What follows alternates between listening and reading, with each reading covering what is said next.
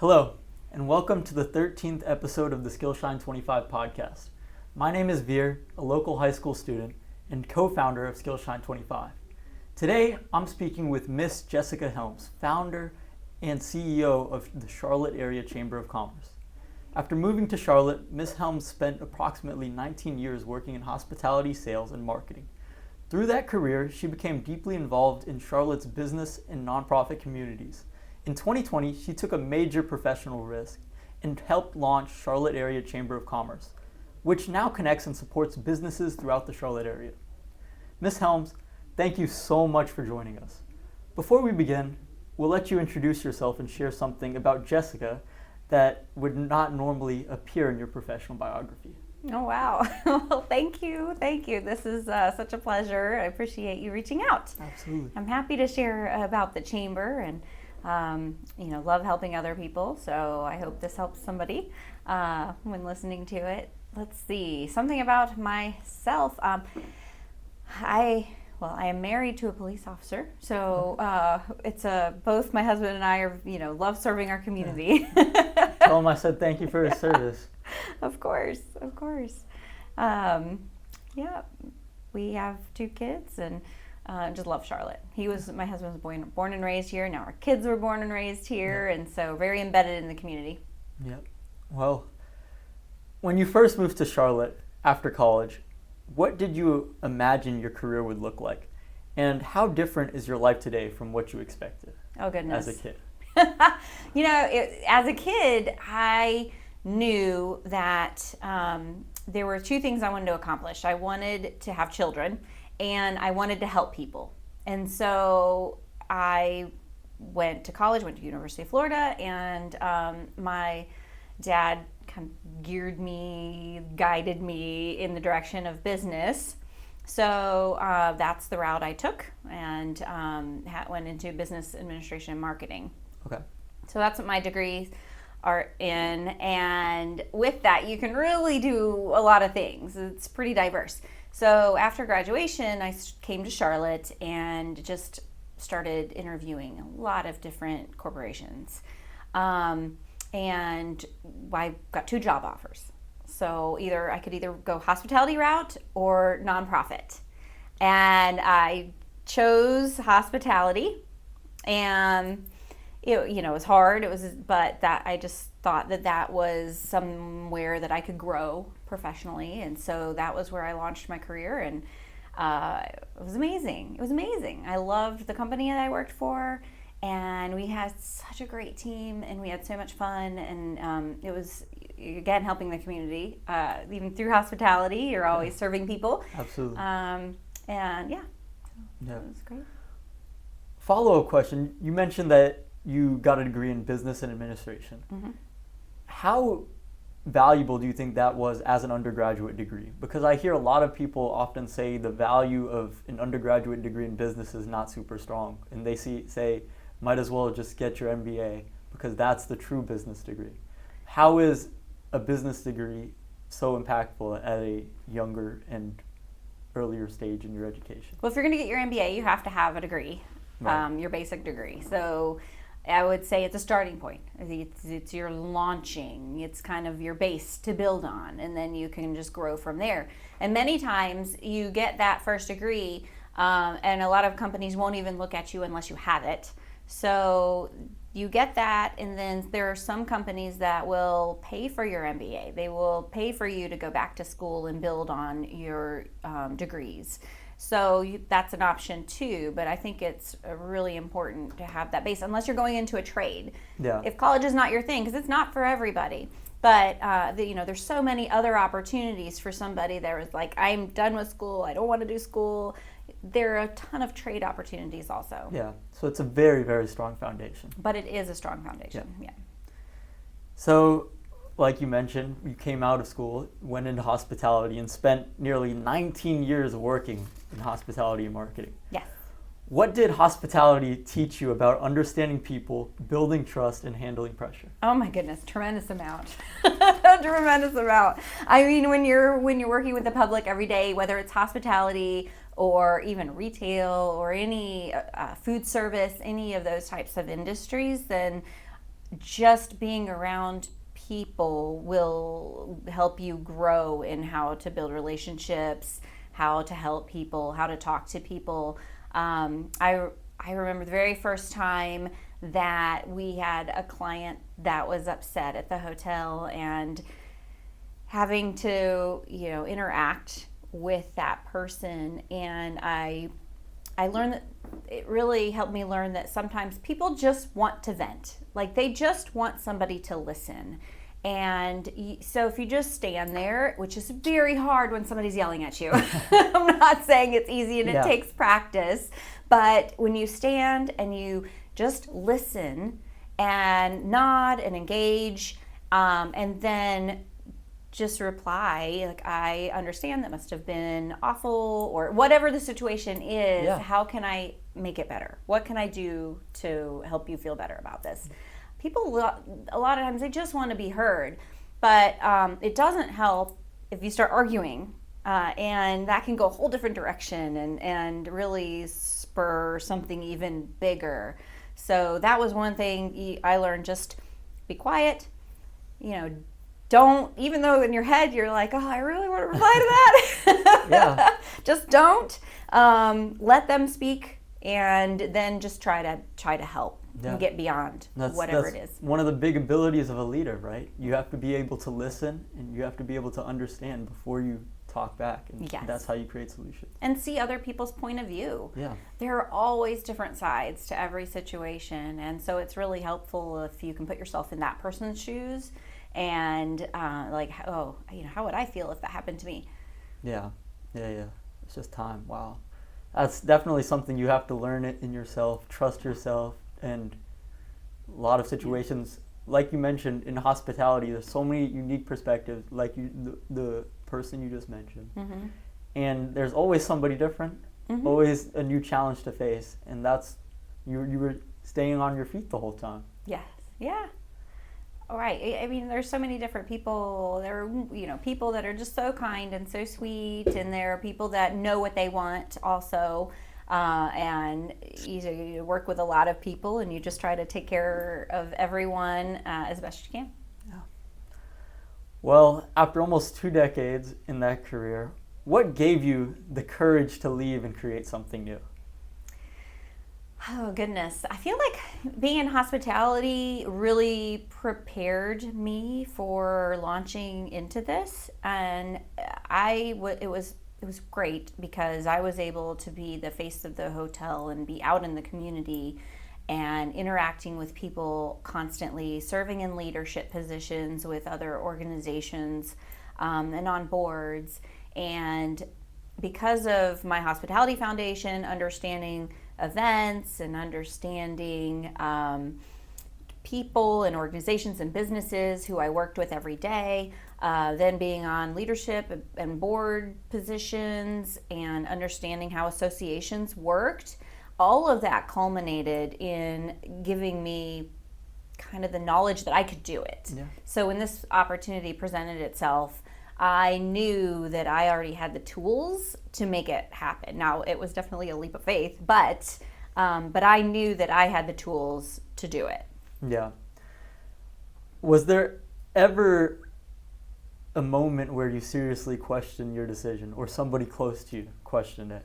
Because I know it's a great difference. It's not something that is a guarantee. You're in starting a business and starting an organization, you're taking a gamble. And was there ever a chance where you had that doubt and you decided to stay disciplined and keep pushing forward? When COVID hit, there was uncertainty everywhere. Every business had uncertainty. The governments had uncertainty, and it's one of those things you just have to trust that we will get through it, and eventually, we'll figure out how to go forward. So I never had doubts. I mean, I'm sure there were people like, what are they doing? There were probably other people that had doubts, but I never had a doubt. It was just, COVID was kind of like, a delay. It was more of, we can't really launch the way we wanted to, because we launched the chamber in March of 2020. We were in our new offices for 1 week before everything shut down. Wow. So it was just very sudden. We, barely had a chance to really get out into the community and introduce the new chamber. And so that was kind of like, we have to pivot. And we did. We just went virtual. We started with virtual events. Yeah, right away. That's amazing. Yeah.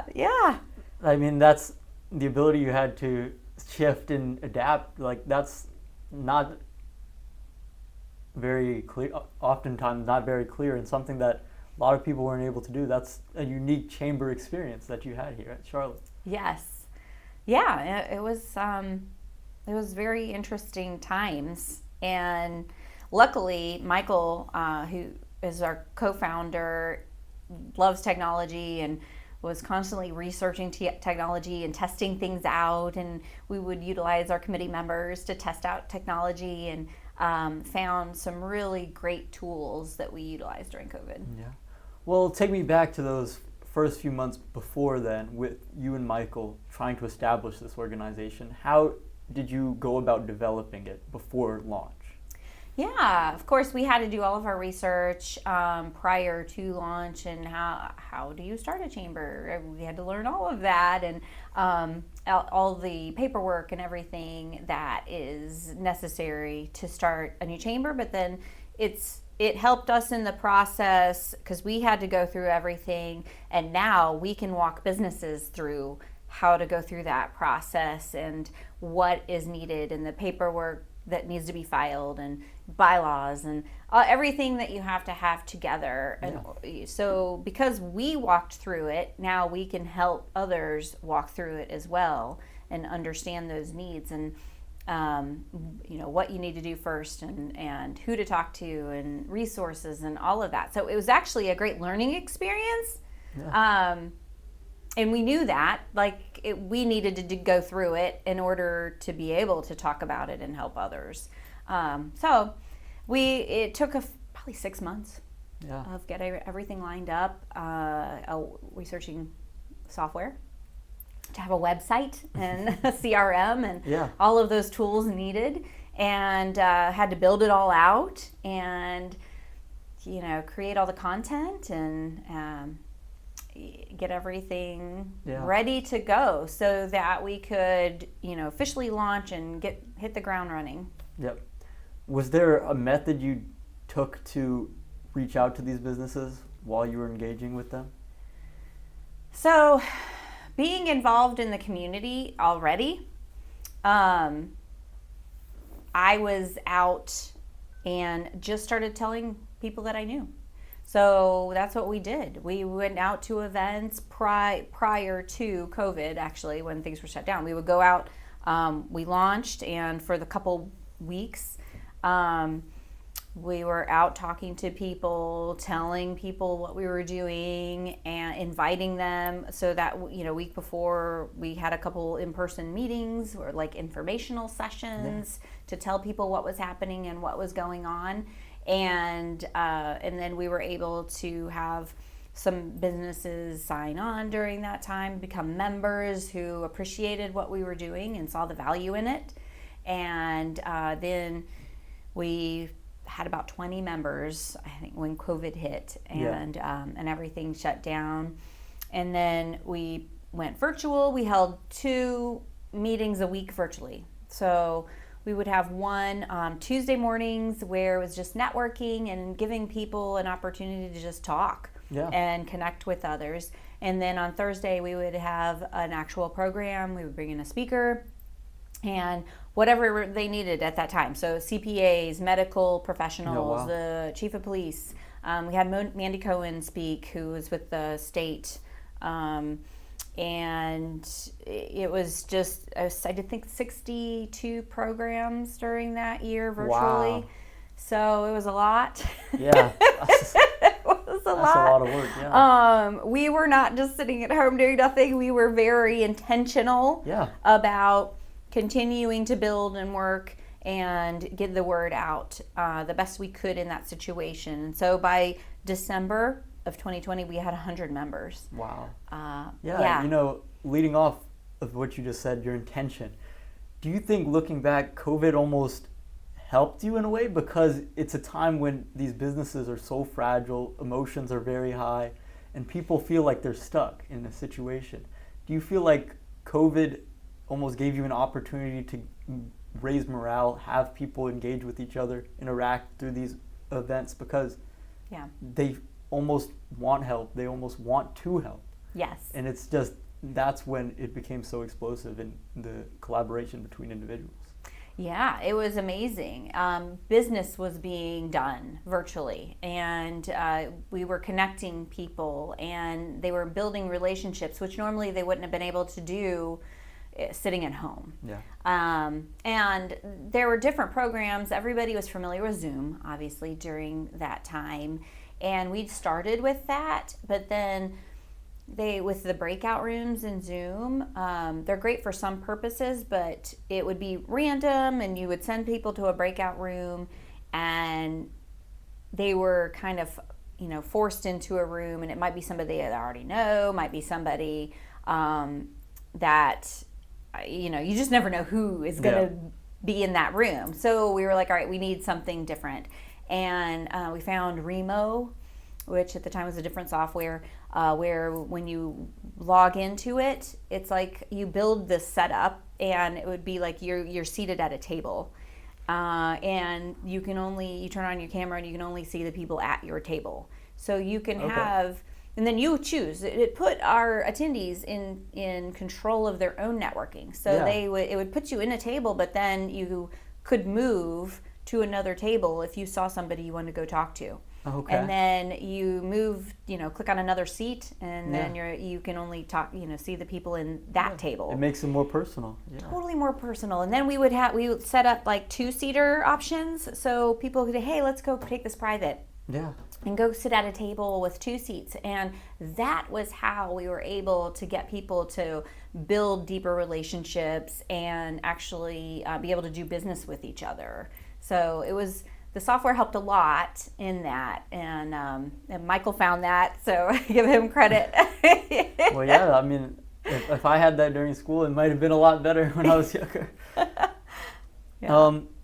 Moving on, can you tell us about one professional relationship that significantly changed your career? What had you done to build that relationship before you ever needed an opportunity or favor? So Michael Orzak, I would say, definitely. We started our relationship in business. I was at the hotel, and he owned a promotional products company, and so we met through the old chamber, and both being volunteers. And so we built that relationship. And then we would utilize his company for marketing materials, promotional products, pens, Post-it notes, and things like that. And so through those years, we built a friendship and served on boards in different organizations. Actually, there were some where we had crossover, so we would be on the same board. And we both served at the old chamber as volunteers, and just so building on that relationship, it took several years of building on that. But then when he said, hey, look, there's an opportunity to start a new chamber, and I already trusted him because I had worked with him for so long, and so I said, yes, I'm in, let's do it. That's perfect. And friendships can go a long, long way, even when it's unexpected. Mm-hmm. So that's very valuable. And now, Chamber has grown in really only 6 years? 6 years. Coming up. Have y'all passed the 6-year anniversary? Yes. Okay. In March, March was our 6-year anniversary. Congrats. Now we're over 900 members. Wow. So, yes. Yeah, it's amazing. Well, after meeting thousands of professionals, and as you mentioned, over 900 businesses, can you usually tell when someone genuinely wants to build a relationship versus when they only want something? Yes, definitely. And I'm guessing your experience in hospitality taught you that as well. Yeah, and just through networking, you can tell when somebody asks particular questions, or sometimes they'll come out and just introduce themselves and just immediately tell you about their business. That to me says, okay, you're just interested in the sale and not building a relationship.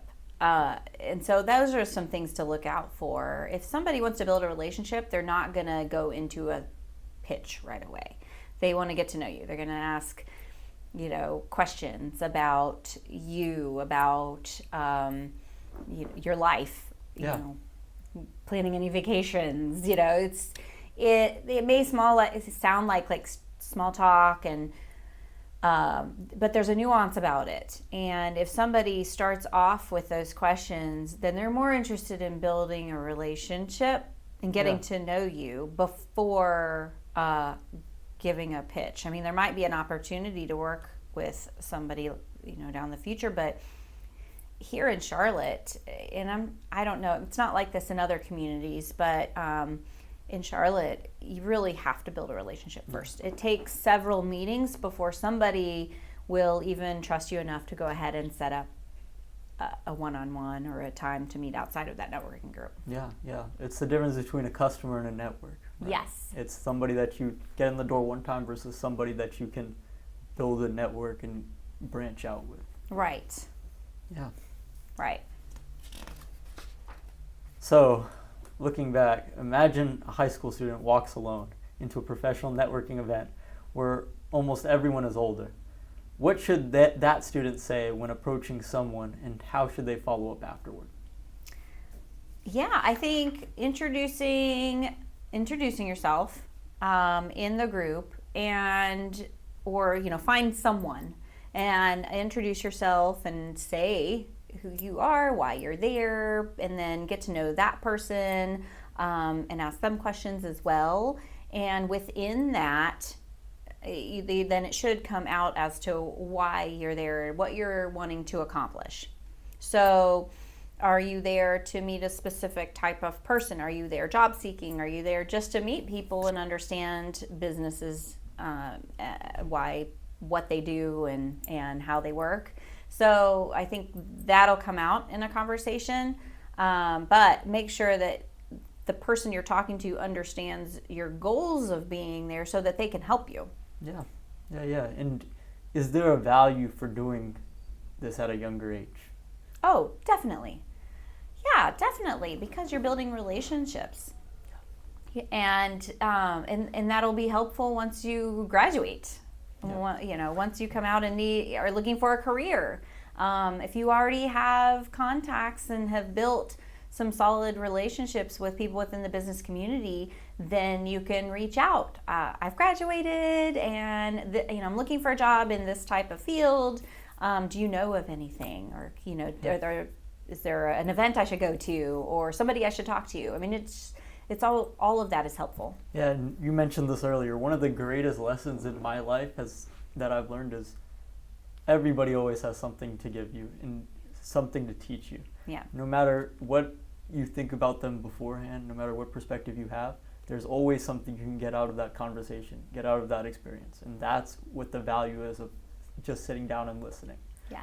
And honestly, I'm lucky because I was born deaf in my left ear. Oh, wow. So I've had an experience where I had to learn what listening was in a way, because I've always had half of my hearing. Wow. And it's almost driven me to sit down and listen rather than always speak, because I have to focus more to understand. Yeah. And I feel like that's very important in a lot of people's lives. It is. And you can get really far in life by listening more than talking, in general, in business. Because if you're listening, then you're understanding the needs of other people and making it about them, and everyone appreciates that. Yeah. Well, what makes someone truly memorable when you meet them? Because you're meeting so many different faces. What makes you think that person or individual is someone you want to grow with and someplace you want to go forward? I think it's how someone makes you feel. And you're going to remember that more than you remember a particular conversation or something that was said. Yeah. But if that person sparked something or made you feel, happy about something, or they were just genuine and you really connected, that you're going to remember. Now, on the counter of that, if somebody is harsh and sharp in their speak and doesn't give you a nice feeling, you're going to remember that too. So you have to remember that when talking to people. It's a little bit of that gut feeling sometimes, as well as what they're saying verbatim in their mouths. Yes. Yeah. So has walking into rooms full of strangers and introducing yourself always come naturally to you? No. Yeah. I mean, yes and no. I like to listen as well. So sometimes, when I first started in this industry, I think walking into a room full of people was a little overwhelming. Mm-hmm. And I didn't know where to start or who to approach first. And that's something that you learn. Yeah. So I get it. If you're young and it feels uncomfortable, that is totally natural. And but don't stop. Just force yourself to go and do it, and then find someone to start a conversation with. There's going to be somebody that'll smile at you, that'll be open in their stance, and you can engage and start a conversation, and then can say, oh, is there somebody else that I should meet or somebody else I should talk to when the conversation naturally is wrapping up. And sometimes you may spend a good portion of the event just talking to that person, but you've built a relationship, you've connected with somebody, and that's important too. Yeah, you got to take that step. That's the most important part, right? You can't just sit there waiting, because no one's going to be there to give it to you unless you're there to take that step yourself. And it takes time.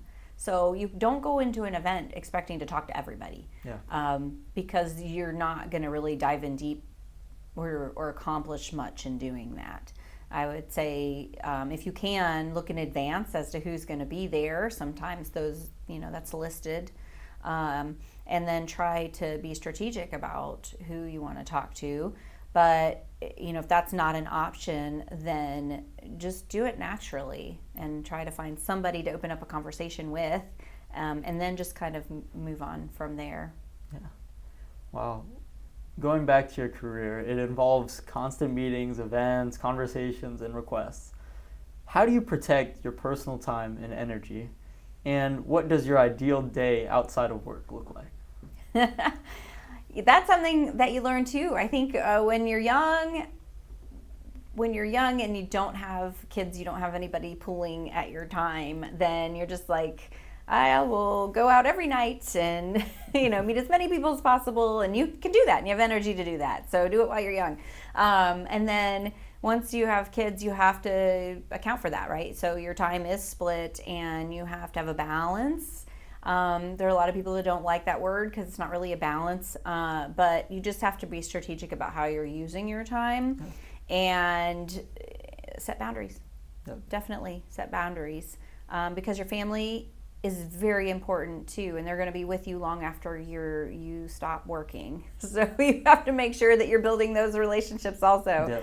Yep. And that's something that you have to learn. Sometimes your career demands more time, and you just you make that happen, and then you try to counter that after that busy time passes and spend more time with family. And so there is going to be an ebb and a flow just naturally, but just be mindful and try not to bring work life home to the family. Yeah. Make sure, if your kids and your spouse really have your time. Yeah. Just like you just mentioned with engaging with other people, it's a learning process, but it's not a talent. It's something that can be understood, something that can be taught, it's something that can be improved. Mm-hmm. And now, imagine you're a 16-year-old again, living in Charlotte with no professional connections. What exact steps would you take over the next 30 days to begin exploring careers and building relationships? At 16, okay. So at 16, you're not looking for your career at that point, Absolutely. right? So I would say find a job in something that you like, at least, or try to. For some people, I know that's not an option, but if you like working out, then try to get a job at the gym.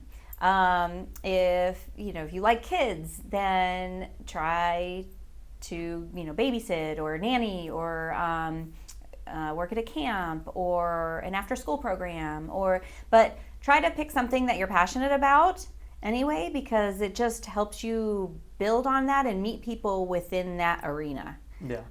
And build relationships with your coworkers, those people who are there in your environment, and then you can expand on that. Yeah, it's that same thing you just mentioned about starting. Yeah. That's the biggest thing, is taking that effort, taking that step, making sure you get into the door, because you can't just wait for something to happen. It's not going to happen. And that's very, very important. So now getting a little more specific, what does a day in your work life look like? What are you doing on a day-to-day basis, and what does that mean, the title of CEO of the Charlotte Area Chamber of Commerce? Yeah, we do try to be organized in my times. We have a lot of events. I mean, we do just chamber events alone, not including ribbon cuttings.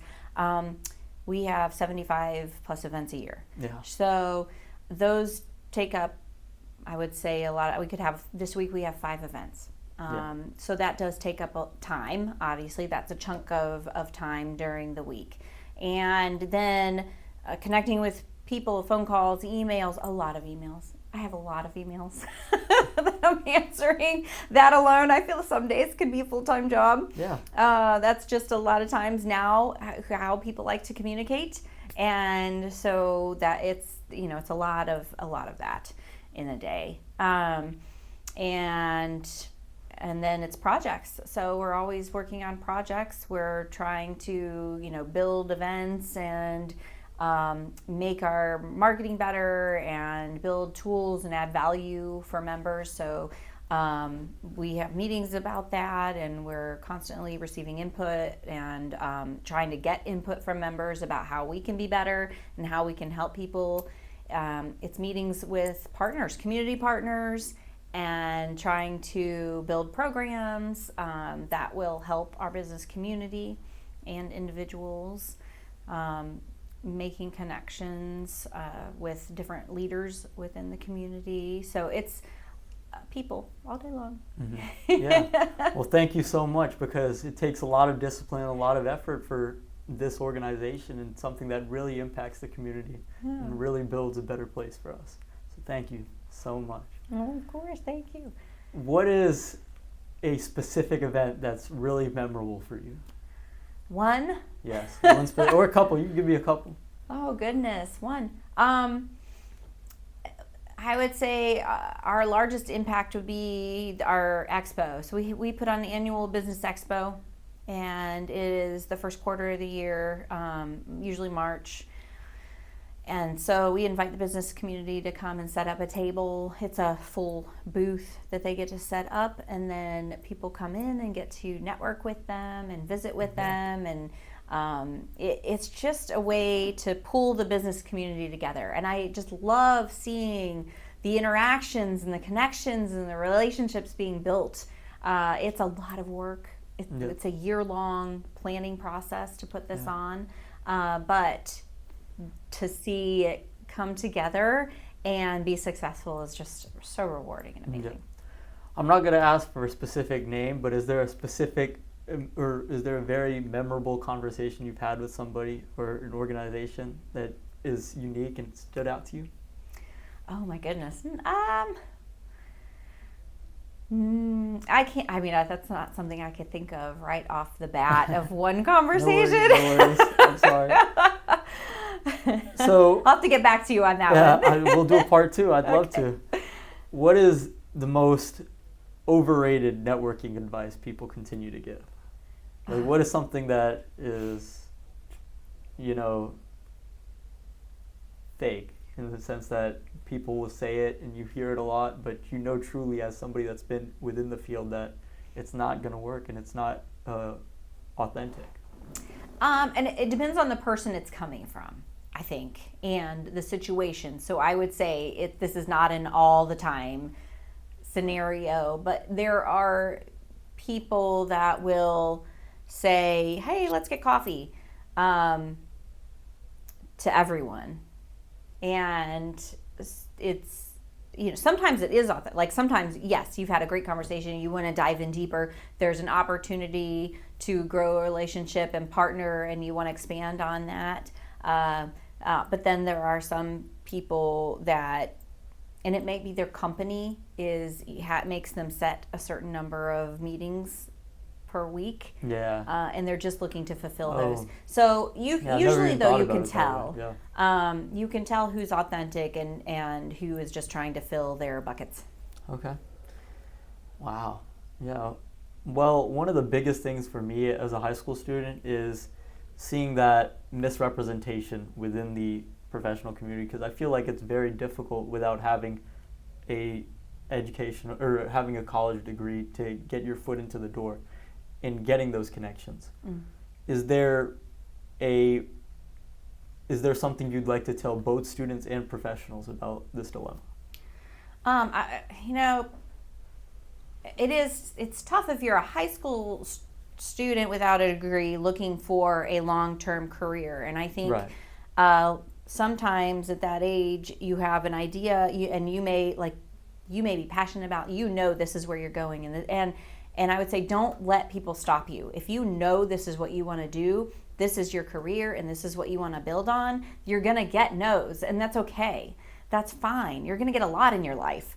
In any career that you're in, there are going to be people that doubt you. There are going to be people that are like, that's never going to work. But then you will have people that are like, you're going to be successful, and this is amazing, and I want to help. And so you just have to ignore the no's, ignore the people that are like, that's not going to work. Don't let it affect. It will, sometimes you're just like, oh, that really hurt. So I can't say don't let it affect you, because it might. But just know that happens. It happens to everyone, and it's just a part of life.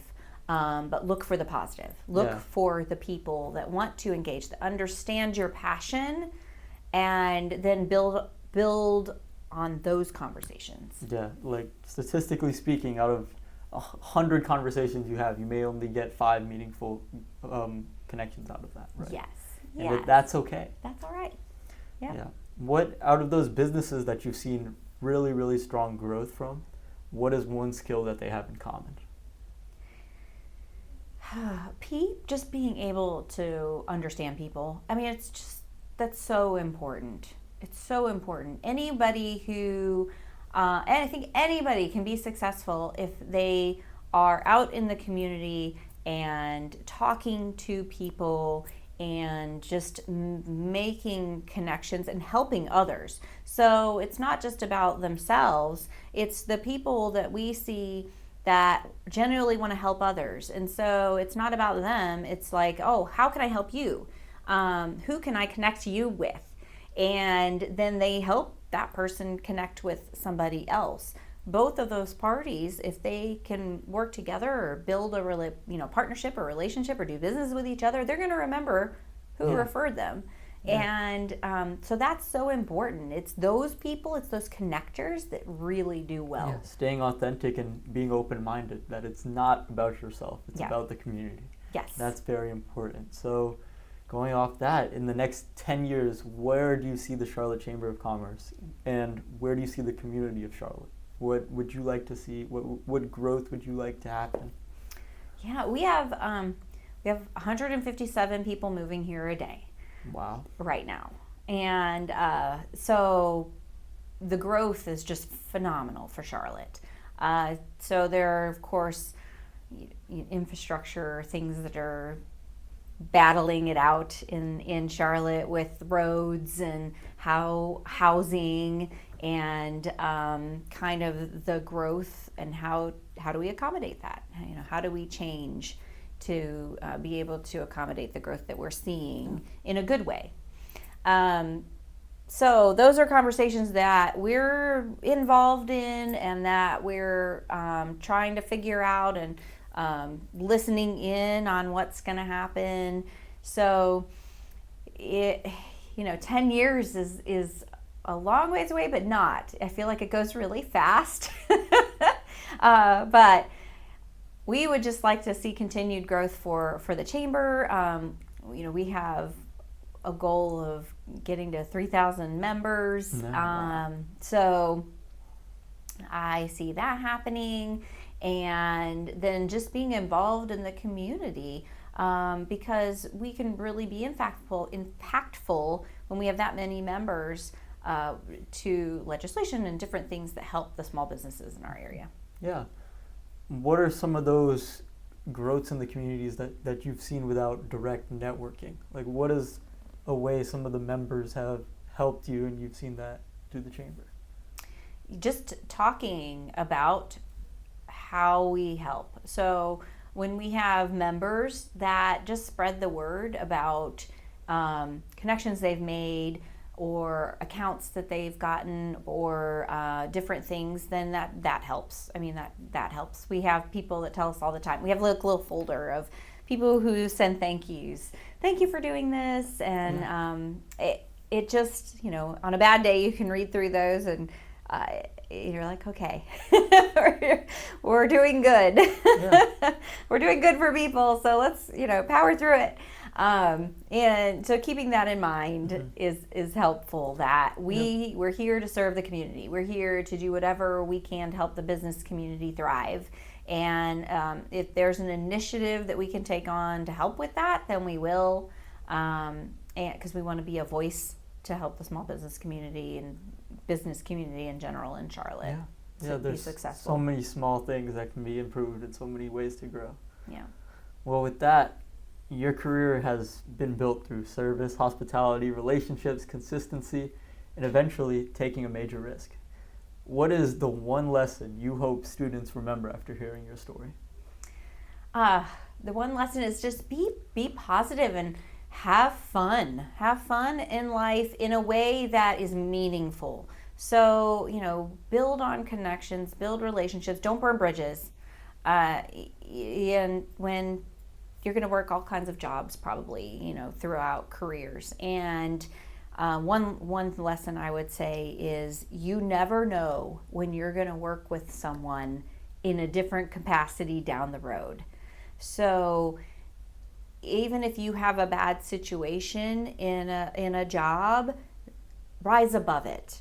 Mm-hmm. And you can, if you quit or you get fired or whatever it is, rise above that and leave with a positive attitude, a thankful attitude, and then move forward into wherever your path leads. But don't be mean to anyone. Don't burn bridges. Wow. Because there's a possibility that you could be working with that same person in another career, another organization down the road. Yeah, find value in everything, find the positive in That's everything. Right. Wow.